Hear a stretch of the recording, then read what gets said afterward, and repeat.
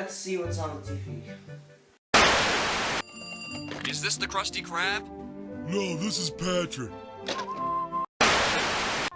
He's got a friend named Carl, who is really cool, and a friend named Shin, who is held back in school. What a tsunami! Send me torn apart. No, are you done insulting my face? There's nothing on TV. Let's just play some 4-party games down.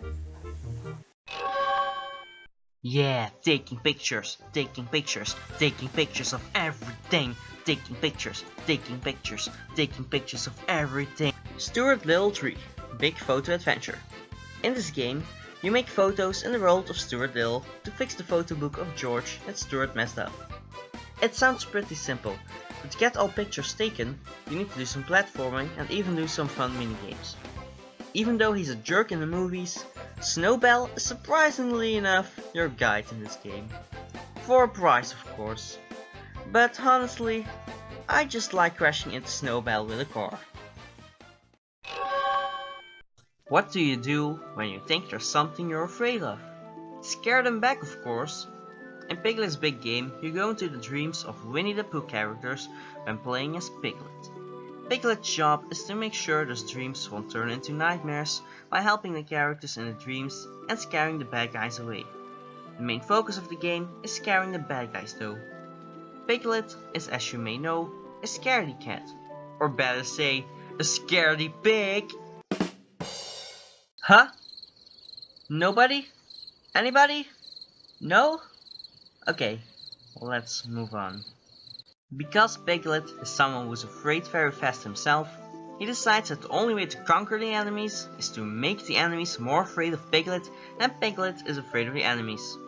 How, I hear you ask? By making creepy faces, of course. So, if you're afraid of someone, like a bully or a teacher, just make creepy faces. There's no guarantee it will work though. Nickelodeon. Who doesn't love Nickelodeon? Good thing there's a game where 4 Nickelodeon cartoons collide. SpongeBob and Friends Unite. SpongeBob SquarePants, Jimmy Neutron, Danny Phantom, and Timmy Turner work together to defeat their arch enemies who are teaming up. It's a very fun adventure game focused on multiplayer. You travel through the worlds of these 4 cartoon franchises. The game can be really challenging, but it's a lot easier when you play multiplayer. At least when you're not playing with some kind of idiot who cannot play video games. The music is okay, but it does have that Nickelodeon feeling. There's one strange song that randomly plays during certain stages and boss fights. When the song plays for a few minutes, it will all of a sudden sound very loud and dramatic. Take a listen.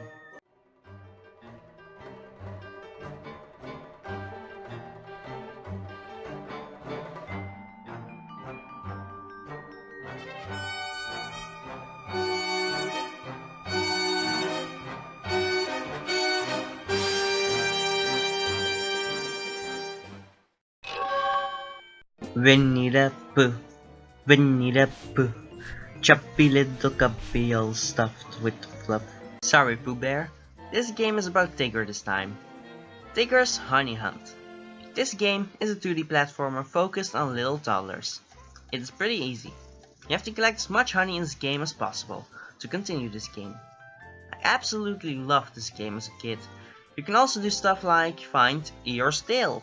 And there are also minigame levels that you have to complete to proceed in the game, like rock, paper, scissors. Because why would you play rock, paper, scissors for free in real life if you can pay to play the game on a game console?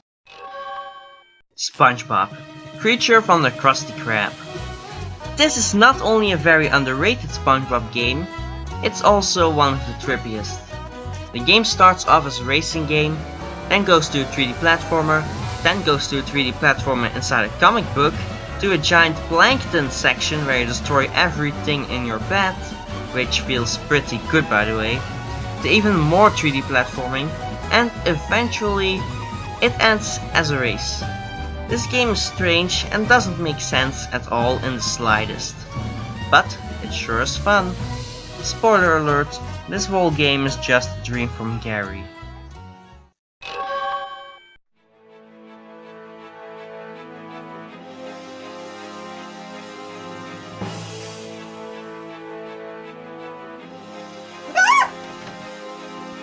Next up, Monsters & Co. Scare Island. It's a collectathon 3D platformer where you play as Mike or Sully in 3 different worlds based on our world. You collect tokens and medals to progress, but the most important thing you do is scaring robot children as a training for Mike and Sully.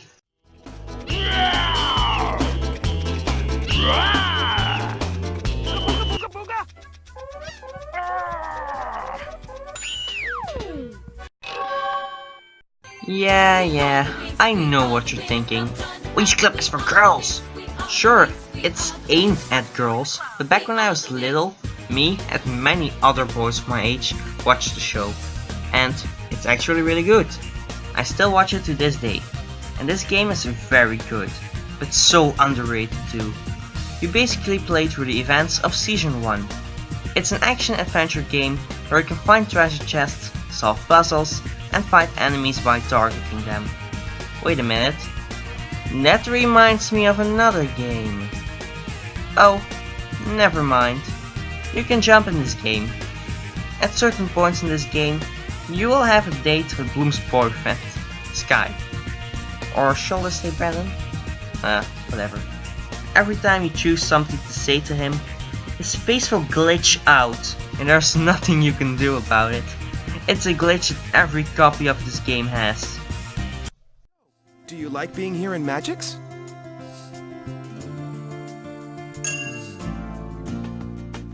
Yeah, it's really exciting to be here. I just wish I didn't crash the motorcycle. We wouldn't be in this ridiculous situation.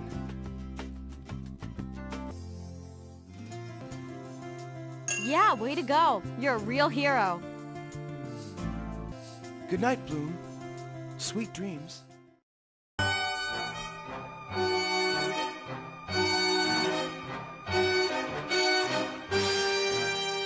I also want to note that this game, and not just this game, but all Winx Club games, are made by Konami, as in the company behind Metal Gear Solid. Ever wanted a new Crash Bandicoot game? Then try Donald Duck Quack Attack, or Going Quackers for the Americans. It's basically a Donald Duck version of Crash Bandicoot. It's a 3D platformer with warp rooms, it has 2D levels and sections, it has chase levels, it has orbs that you need to collect in most levels, just like how you need to collect crystals in most Crash Bandicoot levels, and I guess the bosses feel very similar. I enjoyed the heck out of this game as a kid. I went to the store one day, not knowing about the existence of the PlayStation 2, which was out for like 4 or 5 years already, and I wanted a new game. I already owned all Crash games for the PlayStation 1. But I didn't know that, of course. So I was hoping to find a new one that I didn't have yet. After a very disappointing search in the store, my sister eventually chose a game for us. And of course, I'm talking about Donald Duck Quack Attack. The fact that the game was surprisingly very similar to Crash Bandicoot was just a pure coincidence. Not kidding!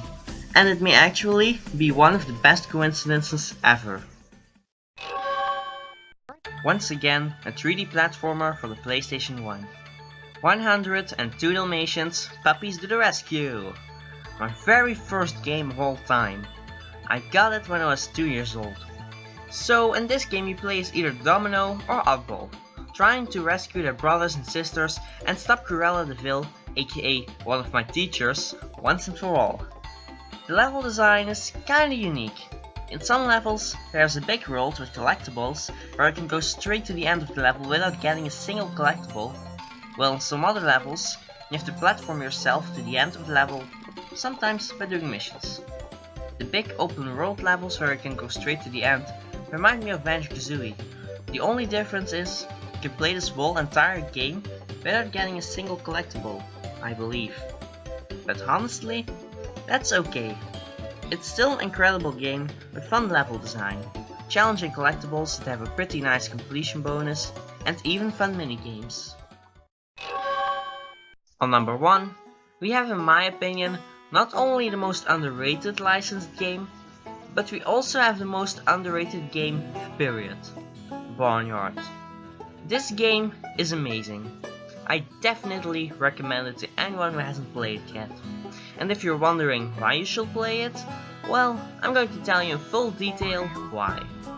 You play in a world based on the Nickelodeon movie Barnyard.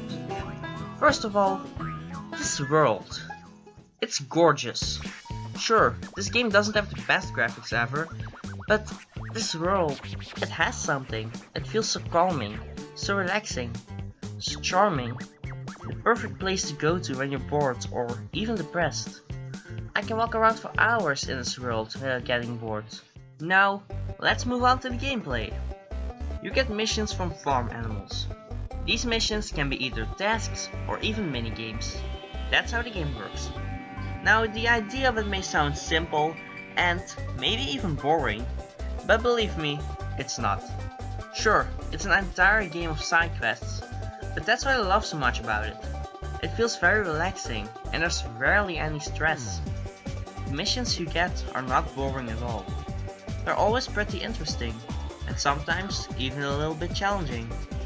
My only complaint is that some minigames can get really repetitive, after the game forces you to do harder versions of them a bunch of times, especially the golfing minigames, holy crap.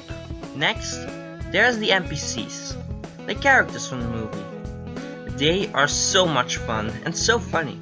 They have a lot of character in the game. Sometimes they have even more character in the game than in the movie. Take Hannah for example. She doesn't say a word in the movie, but has a bunch of missions in the game. You can even spray milk on characters if you're bored. My favorite character to spray milk on is Bessie. Not only because she is annoying, but also because of the sound she makes when you spray her. Ew! And that was my top 10 underrated licensed games. See you next time! Hey everybody, I hope you enjoyed this video. You can like or subscribe if you want. And up next are some bloopers. Bye bye! Ja, weet je wat ik film?